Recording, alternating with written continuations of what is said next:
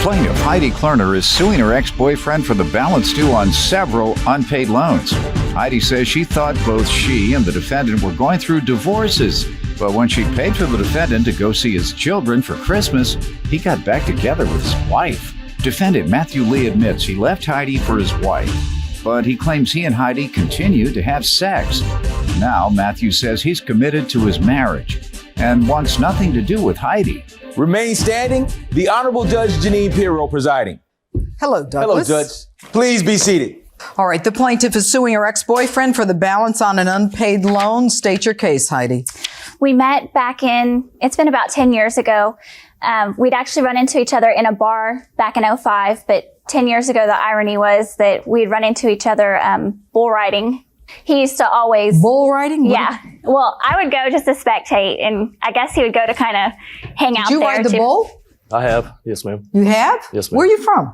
Texas. Oh, there's a shock. Okay, Texas. Did you ever ride a bull? I'm afraid of bulls, Judge. Yeah? I don't play with bulls. What do you do? When you ride the bull, do they literally drop you on top of the bull? No, you get set up. How do you get set up? You have a rope around them. You put your hand through the rope, you tie it in, and you hold on for dear life. Wow. All right. That's interesting. All right. So you met him at the rodeo? Basically the bull riding situation. I was the little Honyak that used to steal the beer off the back of his truck. This sounds like a country music song. Stealing beer from the back of my pickup truck. It gets better because I actually stole the ice chest a few times. You stole what? The ice chest that the beer was in. The ice chest. Yes, ma'am. Okay. So actually when we rekindled, or when we met up, it was in 2005. We were both having our lives, whatnot.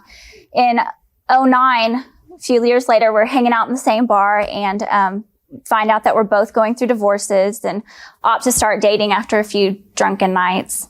Eventually, we move in together, start talking about having a family, whatnot, despite the fact that we were both going through divorces. Mine had actually been filed for, and as far as I knew, his was pretty much in the same spot. We end up moving back into my house that I get possession of in September, and it comes up that he has financial issues. At that time, I lend him some money. How much? I lent him $380 for some unpaid bar tabs, and then another $45.54 for credit card debt. Why is she loaning you money?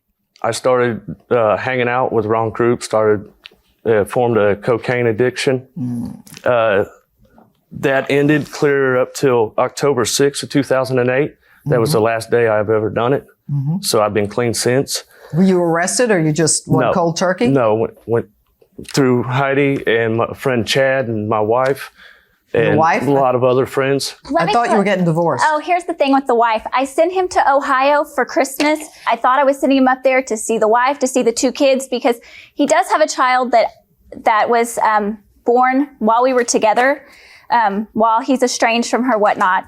And when I pick him up from the airport Christmas Eve, he has the nerve to break up with me in the airport. I should have made him walk home. Let me ask you a question. 3/4 nice. You help a guy go home to see the wife that he's divorcing and his two kids.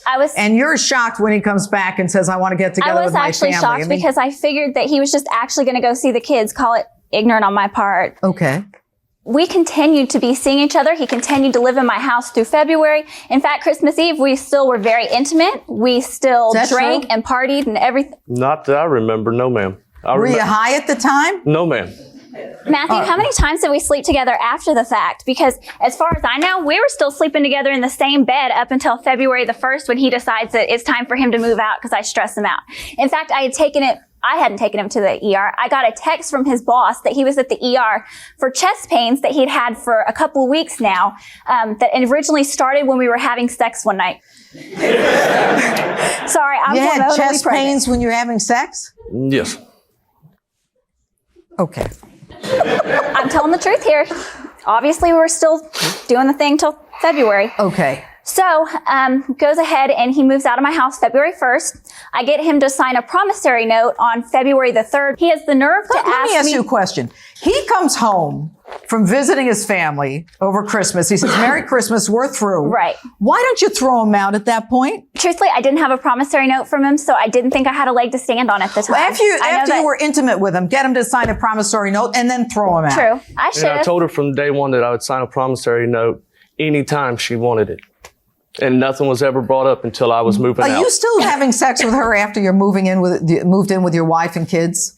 Look at me. You're shifting your eyes. Once or twice, yes. Once or more than twice. once or There's the twice. answer. I love the once It or was twice. up Who are through you? June. Stand up. Why are you here? I'm Heidi's best friend, and after February, because he says, oh, it all ended in February. I lost my dad on the February 4th. I was over at her house a month later, and we were talking about how she needs to just cut it and end it, and who shows up? Him. Yeah. We hear a truck, and I was like, you've got to be kidding. And Heidi gets all happy, and I wanted to, And ironically, be mad, but thank you. I'm All pregnant right. now. So you're here to confirm that he's still involved Yes, with her. that Okay, thank you very after February. much. I got it. Sit down. And ironically, I'm pregnant now, a little over 4.5 months. And there was some question as to who the daddy was. He was totally in the running for the time frame. Yeah, he's definitely in the running. So Why are you still sleeping with her after you move back with your wife? Because everything it was rough, and I didn't know what to do. It was. It was. Why are you still sleeping with him after he goes back to his wife? because I really thought that this was the happily ever after. We were getting back together. I hear all this wonderful stuff over and over again about I still Newsflash. love you. The guy says he's moving back with his wife. There's no happily ever after here. I know. He just kept telling me this is going to be a short thing. I'm only going to be there a couple of weeks, a few months. You know what? A man can have the best of intentions, but you have to judge him by what he does, not what he says. He can have a heart of gold, but so does a hard-boiled egg. Okay? At the end of the day, the guy's giving you the two-step. You ought to know this. You're into country music, pickup trucks, rodeos, and all that. This is a two-step. You owe her the money? Yes. Whoa. That's an easy one. Yeah. So why aren't you paying her? Because I finally got everything going, and me and my wife were still struggling. I can't get nothing going.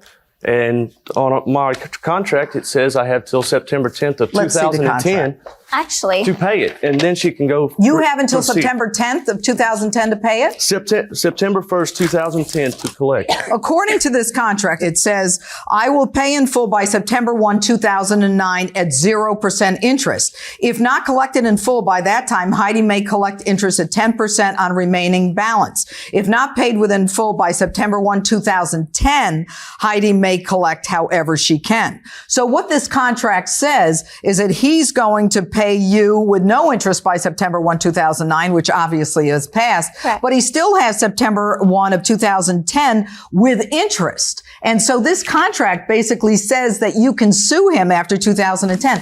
Why are you bringing this action now? I'm bringing this action now because he's made absolutely no effort. I have my own personal problems as far as I am a nurse. I'm pregnant. I'm going on maternity leave. Is he the father? I don't know. I really don't speculate that he's the father. Well, what if he is the father? What kind of a relationship you can have? If you're the father, you're going to take care of this baby? Yes, I will.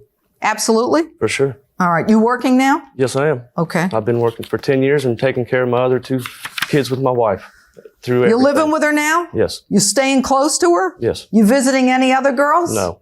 If it's not his, my position is I have got to cut my ties, have my own sanity. He shows up at my house at random times talking about, I still love you. I want to get back together. Let's make this work. I can't do this if I'm supposed to have a life of my own and a child of my own. How are you going to deal with this if the baby is his and he says to you, I still love you? Are you going to shut down your life and focus on him with this baby? Or are you going to move on? Focus on. Right. You're going to move on. Regardless of the situation with Because him or you know, it anybody took you else. 6 months after I know, he said he was leaving you to I know it was get a it lapse through your in skull. judgment, and that is basically what it was. I mean, I'm usually not that dumb. I was being kind of vulnerable, and I will completely admit my faults on that end. But All right. Anything you want to say, Matt? No, Your Honor. Do you apologize to your wife? I have 100 times. She accept it? Yes. I have her witness statement to tell you that she has. Oh, I'd like to see it. I always like to know, about the wives who forgive the men. is there anything in there about the night that she called the cops on him because he grabbed her by the wrist and thrown her on the bed, and then she calls me on the cell phone being all trifling, and you need to go and pick him up from the pick him up from the jail because I just know he's going to jail. That's what I tonight. love. The wife calling the girlfriend to say, pick my I love husband it up out of too. jail for throwing me And on I've the... never been to jail. No, because she ended up leaving for the night and going to stay at the hotel room. Okay, here's the bottom line. You're still too emotionally invested in trashing him. That tells me that you're still connected to him. Get over it. You don't care what goes on between him and his wife Not because he has specifically. nothing to do with you anymore, right? No. Right? When you have this baby, you're over him other than child support. Correct. You know what my sense is here? My sense is that you're suing him now because you want him out of your life. I do. Okay? But there's a piece of you, as I peel back the layers of the onions, that say you still have feelings for this guy. You do. Don't lie to me. I'm not going to lie. You To do. an extent, I do love him. Yes. Now, she said she loved you. You're still going to stay away from her, right? Yes, ma'am.